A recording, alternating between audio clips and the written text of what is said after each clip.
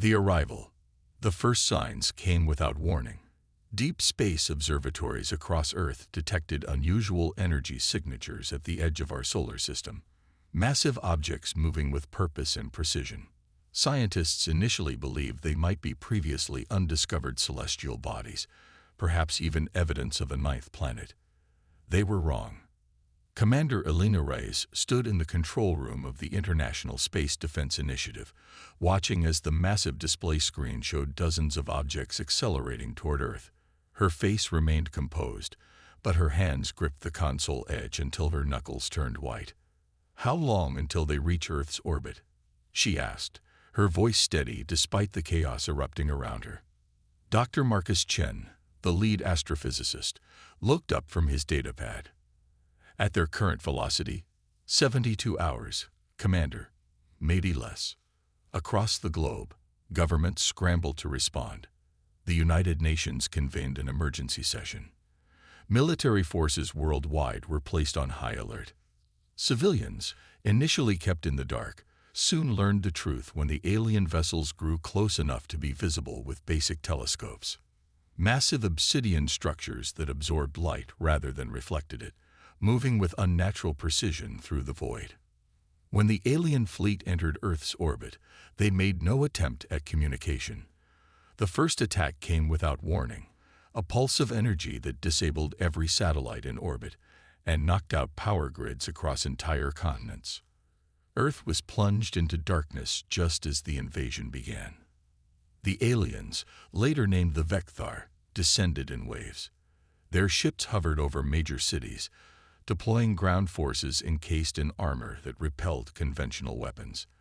Their technology was centuries beyond anything humanity possessed. Energy shields deflected missiles, and their weapons reduced buildings to dust in seconds. Commander Reyes watched from an underground bunker as Washington, D.C. fell in less than 3 hours. "We need to coordinate what's left of our forces," she ordered. "Traditional warfare isn't going to work against them." Global military resistance was swift but futile.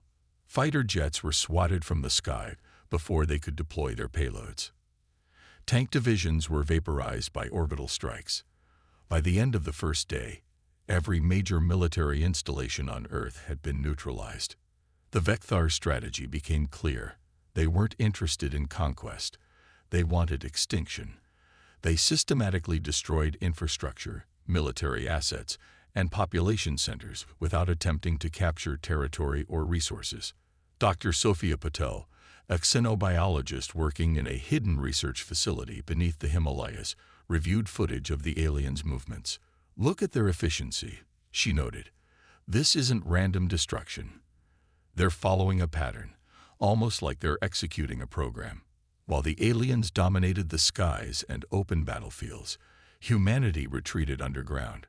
Subway systems, mine shafts, and natural cave networks became the last bastions of human resistance.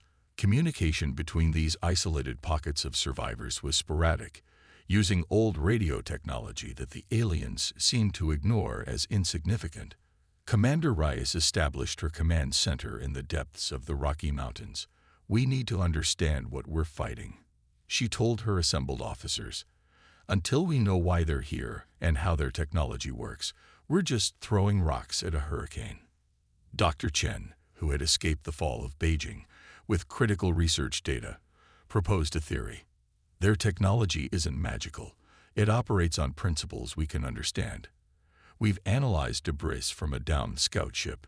Their systems rely on a specific frequency of quantum entanglement for instantaneous communication and weapons targeting." "How does that help us?" asked Colonel Jackson, his face scarred from a close encounter with a Vecthar patrol. Dr. Patel stepped forward. "It means their entire network is connected. If we can disrupt that frequency, we might be able to blind them temporarily." For 3 months, Earth burned while the remnants of humanity worked feverishly to understand their enemy. Underground facilities became improvised laboratories. Engineers and scientists collaborated with military strategists to develop countermeasures. The breakthrough came unexpectedly. A teen prodigy named Mira Yoshida, who had been experimenting with quantum communication before the invasion, recognized a pattern in the alien transmission bursts. They're not just communicating, she explained to Dr. Chen. Their entire neural network, the way they think, is externalized through these quantum fields. It's like their consciousness exists partly in a shared space. This revelation changed everything. The Vecthar weren't just technologically advanced. They were fundamentally different in how they processed information and made decisions. Each individual alien was part of a collective intelligence, with specialized roles but shared consciousness. Commander Reyes saw the strategic opportunity immediately. If they think as one, they can be disrupted as one. A plan formed, desperate and dangerous, but with a slim chance of success. They would need to capture alien technology intact, understand its functioning at the deepest level, and develop a countermeasure that could disrupt the Vecthar neural network. "We'll need a team," Reyes said. "The best we have left." Dr. Chen volunteered immediately. "I can decode their technology, but I'll need access to their systems directly." Colonel Jackson nodded grimly. "My Rangers can get you in and out, but we'll need a distraction." Mira Yoshida, barely 17 but now Earth's foremost expert on Vecthar communication patterns, stepped forward. "I can create a false signal pattern, make them think there's a massive human force gathering somewhere far from our actual target." The plan was set. They would target a damaged Vecthar vessel that had landed in the ruins of London for repairs. While the aliens' attention was drawn to a false uprising in the remains of Sydney, a small team would infiltrate the ship, extract critical technology components, and retreat before the collective consciousness realized the deception. As the team made final preparations, Commander Reyes addressed them solemnly. "Remember what we're fighting for. It's not just survival anymore. It's the right to determine our own future. The Vecthar came to erase us from existence. Let's show them that was their first and final mistake." The mission was launched under cover of darkness. As humanity prepared to strike back, no one could have predicted that this desperate gamble would be the first step toward not just saving Earth, but ultimately claiming the stars. The resistance. Dawn broke over the ruins of London, casting long shadows across the shattered remains of once proud structures. The Thames had run black for weeks, poisoned by alien chemical runoff. In the distance, the damaged Vecthar vessel loomed like a malignant growth against the skyline, its obsidian surface occasionally pulsing with internal energy. Colonel Jackson led his team through the rubble, each member moving with practiced silence. Dr. Chen followed closely, his backpack containing makeshift scientific equipment. Mira Yoshida, the teenage quantum communications prodigy, monitored her handheld device, her eyes darting nervously between the screen and their surroundings. "Signal diversion is active," she whispered. "The Sydney beacon is drawing their attention. We have maybe 3 hours before they realize it's a decoy." The closer they got to the alien ship, the more evident the changes to Earth's environment became. Strange crystalline formations had begun growing from buildings and streets, an alien terraform in progress. Analysis suggested the Vecthar were systematically altering Earth's atmosphere and biology to make it uninhabitable for humans, while optimizing it for their own physiology. "Their arrogance is our advantage," Dr. Patel had explained during their final briefing. "They're so confident in their superiority that they've begun terraforming before completing the extinction phase. They don't believe we're capable of meaningful resistance." The infiltration team reached the perimeter of the landing zone. Vecthar sentries patrolled with mechanical precision, their movements synchronized like components of a single organism. Using thermal imaging adapted to detect the aliens' unique heat signatures, the team identified a blind spot in their patrol pattern. "Remember," Colonel Jackson reminded them, "these things think collectively. If one spots us, they all know. Speed and silence are essential." They moved during a precisely timed gap, sprinting across open ground to reach the underside of the massive ship. Up close, the vessel's hull wasn't smooth as it appeared from a distance, but covered in microscopic patterns that shifted and flowed like liquid mathematics. Dr. Chen placed a hand on the surface, his eyes widening. It's warm and vibrating at a quantum level. The entire ship might be semi-organic. They located an access point, what appeared to be a maintenance hatch used by smaller Vecthar drones. Mira plugged her device into what looked like a control interface. Their security is complex, she muttered, fingers flying across her interface. Not passwords or encryption as we understand them, but pattern recognition. It's looking for a specific thought pattern. Drawing on months of studying captured Vecthar communication signals, Mira manipulated her device to emit a sequence that approximated the alien neural signatures. The hatch responded, dilating open like a pupil. "We have 15 minutes, she warned. After that, the system will recognize the pattern anomaly and alert the collective." Inside, the alien ship defied human architectural logic. Corridors twisted at impossible angles, illuminated by bioluminescent panels that reacted to their presence. The atmosphere was thick and humid, with an acrid taste that burned their lungs despite their filtration masks. Following Dr. Chen's guidance, they made their way toward what scans suggested was a central processing node, the equivalent of a command center and communications hub. The ship's interior was largely unmanned, with maintenance and operations handled by insectoid drones that skittered along walls and ceilings, paying little attention to the human intruders who didn't register as threats in their programming. In the central chamber, they found what they were looking for, a crystalline structure suspended in energy fields, pulsing with information flow. This was the ship's quantum entanglement processor, the technology that allowed instantaneous communication across the Vecthar fleet. "Incredible," breathed Dr. Chen, setting up his equipment. "Their entire collective consciousness flows through nodes like this. It's not just technology, it's an extension of their hive mind." While Colonel Jackson's team secured the perimeter, Dr. Chen and Mira worked frantically to interface with the alien systems, extracting data and mapping the quantum frequency patterns. "I think I understand," Mira suddenly exclaimed, her voice a mix of awe and horror. "They're not invading. They're harvesting. Earth isn't a conquest. It's a resource extraction site. And the resource is—" She paused, looking up with wide eyes. "Consciousness. Human minds. Our brains generate unique wave patterns they can't synthesize artificially." Dr. Chen nodded grimly. "That explains the precision of their attacks. They're not trying to kill us all. They're culling the population to manageable extraction levels." Their discovery was interrupted by an alarm. Not a human sound, but a subsonic vibration that they felt in their bones more than heard. Colonel Jackson rushed in. "We've been made." Something triggered their awareness. Mira checked her device. The Sydney diversion is holding, but something else alerted them. "We need to move, now." Dr. Chen frantically downloaded the last of the critical data. "Got what we need. Let's go." Their escape was chaos. Vecthar drones converged from all directions, no longer ignoring the human intruders. Colonel Jackson's team deployed sonic disruptors, devices developed after discovering the aliens' sensitivity to specific sound frequencies, creating momentary confusion in the hive-linked drones. As they fought their way back to the access point, Mira noticed something strange on her scanner. The quantum patterns are changing.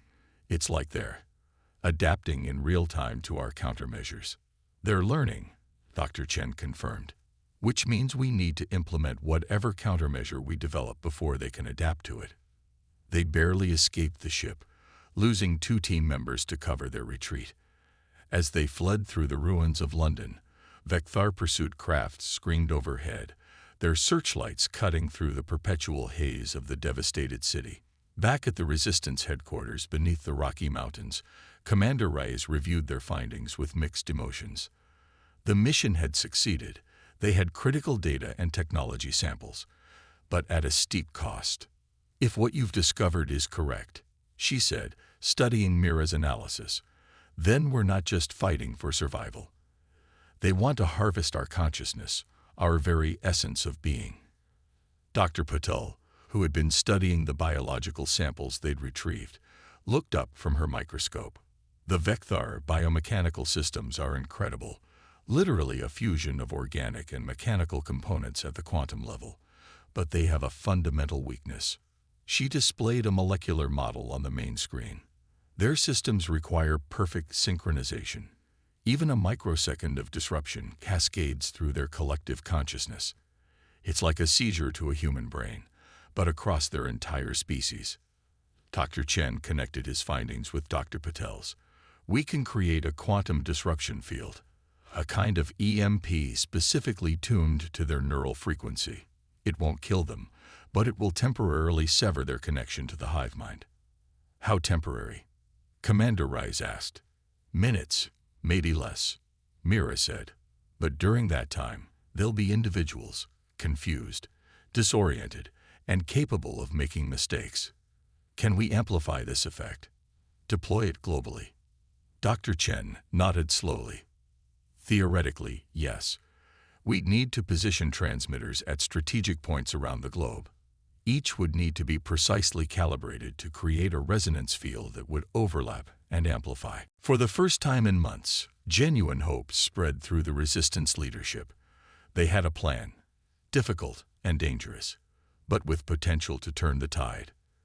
The next 3 weeks saw feverish activity as the resistance mobilized its global network. Teams were dispatched to establish disruption transmitters at 12 points corresponding to Earth's major ley lines, locations where the planet's natural electromagnetic field was strongest and could amplify their signal.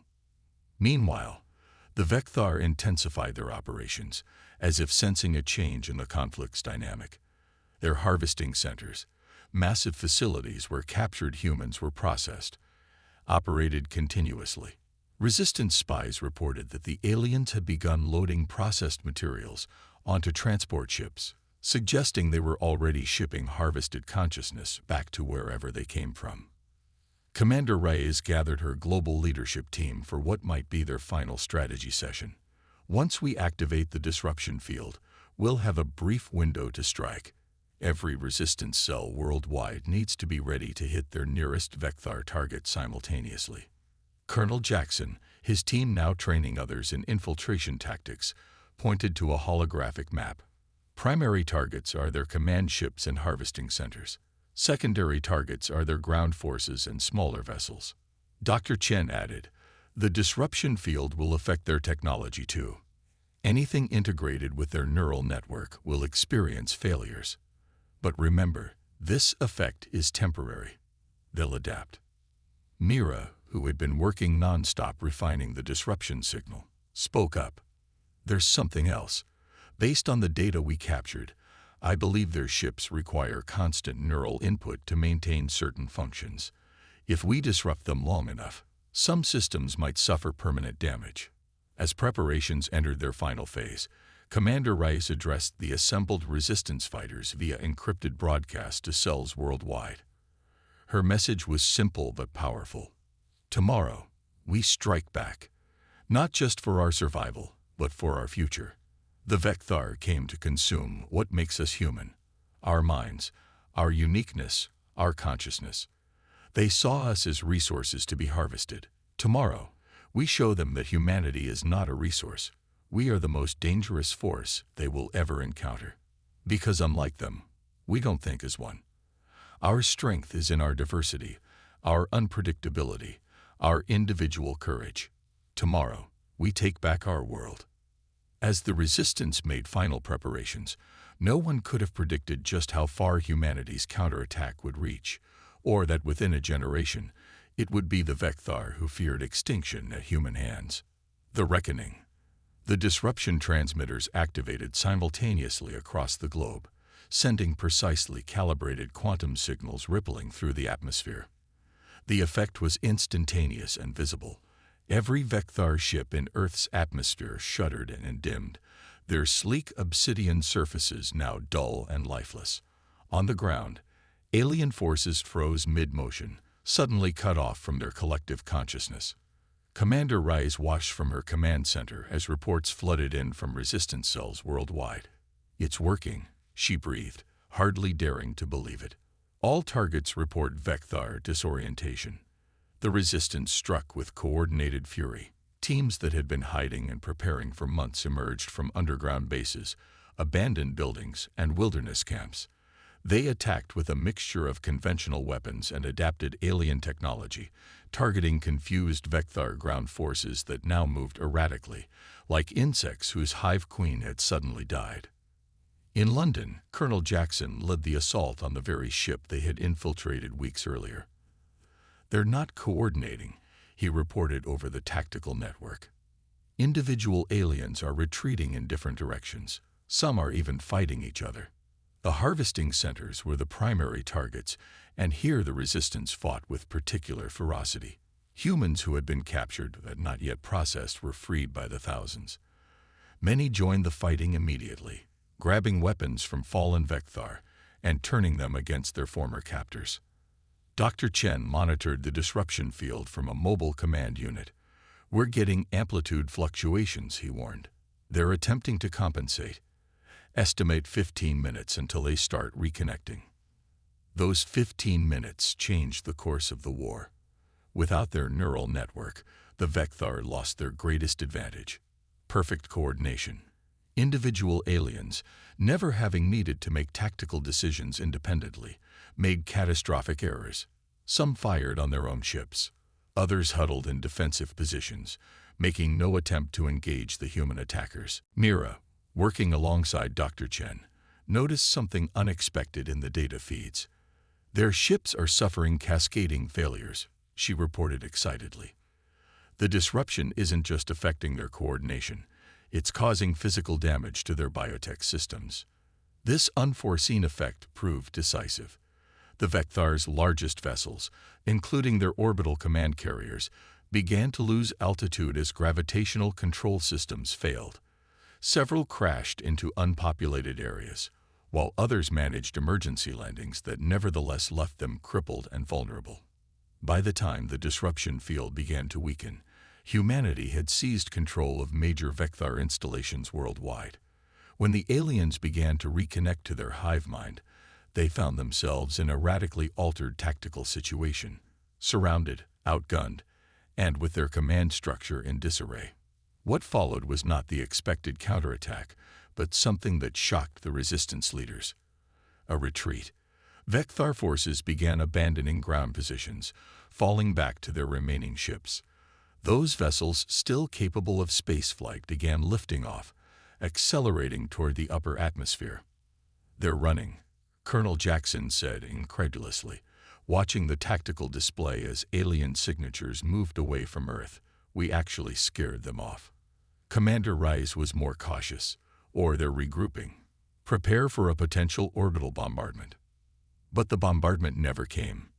Instead, the Vecthar fleet gathered at the edge of the solar system, their movements suggesting confusion and indecision. Unprecedented behaviors from a species that had operated with machine-like precision until now. Dr. Patel, who had been studying captured Vecthar specimens, offered an explanation. "I believe we've done more than temporarily disrupt their network. The quantum feedback from our attack may have permanently damaged their collective consciousness. They're experiencing something like trauma or shock." The resistance used this reprieve to consolidate their gains. Captured alien technology was systematically studied and reverse-engineered. The Vecthar ships that had crash-landed provided invaluable insights into their propulsion systems, weapons technology, and the quantum entanglement drives that enabled faster-than-light communication.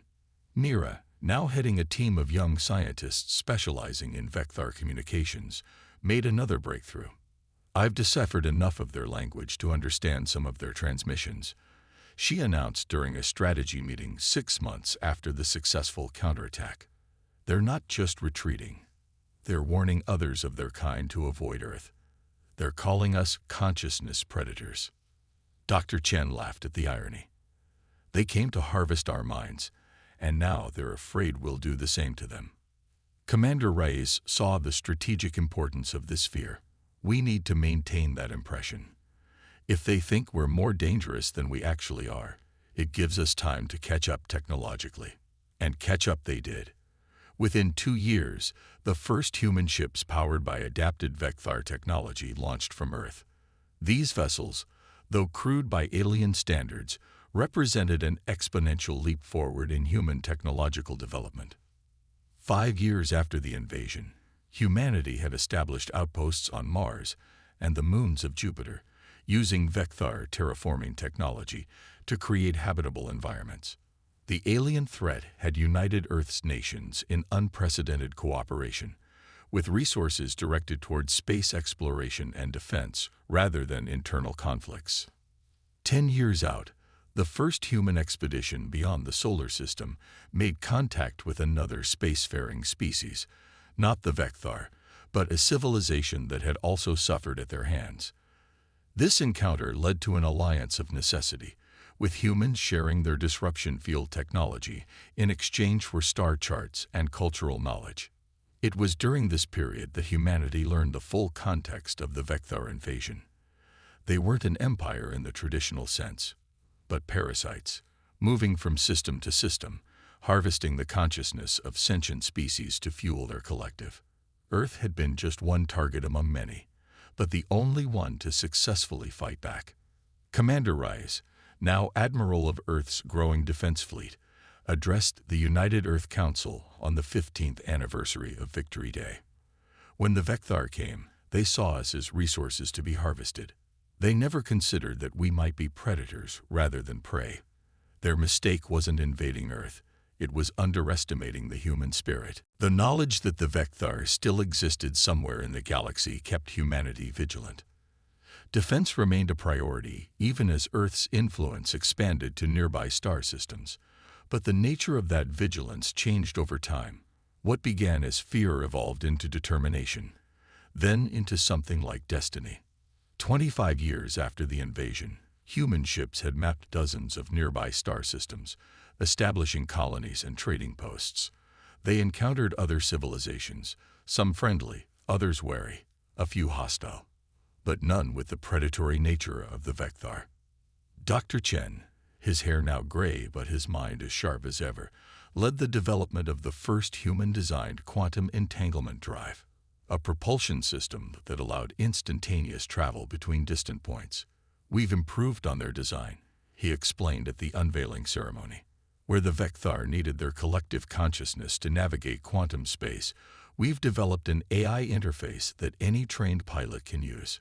This innovation changed everything. Suddenly, the stars weren't just accessible, they were conquerable. Humanity expanded at an unprecedented rate, establishing a sphere of influence that grew with each passing year. Mira Yoshida, now the Secretary General of the United Earth Government, never forgot the lessons of the invasion. Our strength was never in our technology. She often reminded the younger generation who had never known the terror of the Vecthar.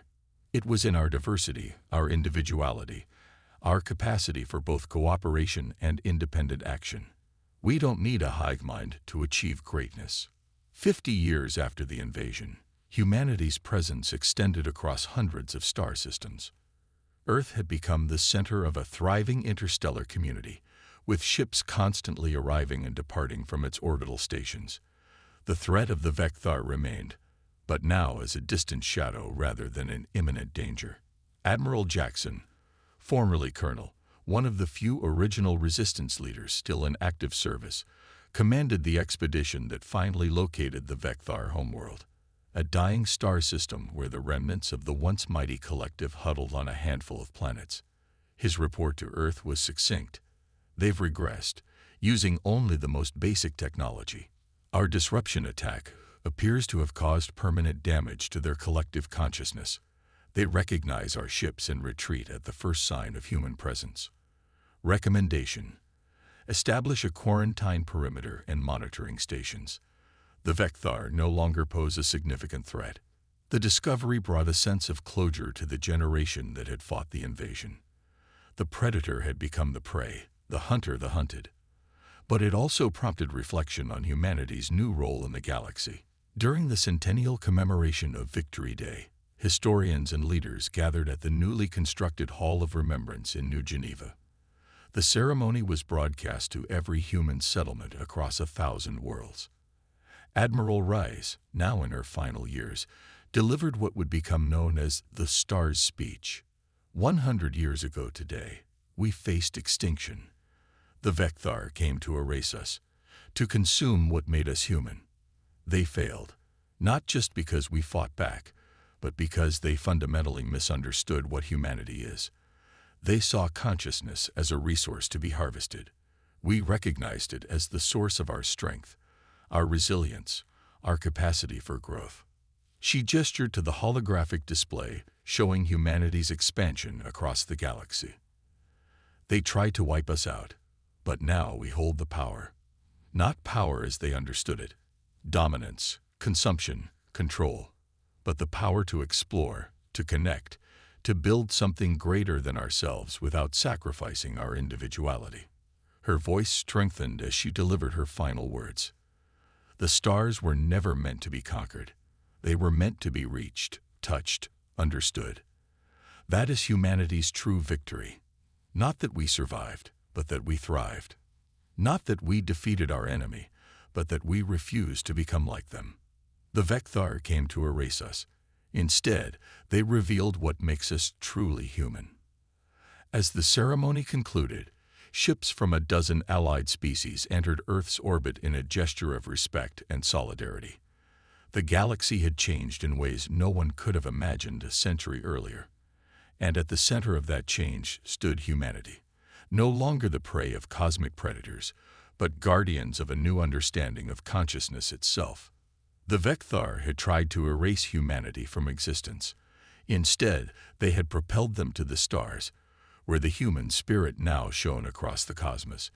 Individual points of light, separate yet united, like the very stars themselves.